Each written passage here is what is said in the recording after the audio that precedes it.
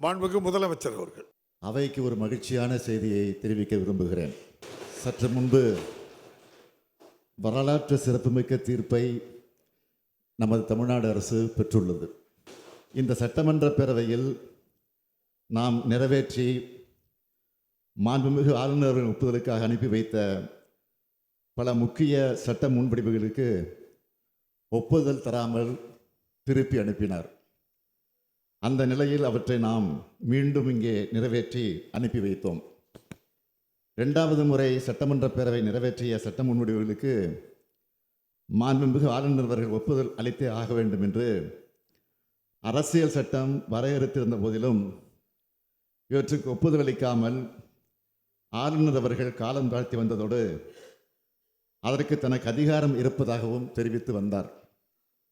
இதனை எதிர்த்து தமிழ்நாடு அரசு மாண்புமை உச்சநீதிமன்றத்தில் வழக்கு தொடுத்ததில் தமிழ்நாடு அரசின் வாதத்தில் இருந்த நியாயத்தை ஏற்று மாண்புமிகு ஆளுநர் அவர்கள் நிறுத்தி வைத்திருந்தது சட்டவிரோதமானது என்றும்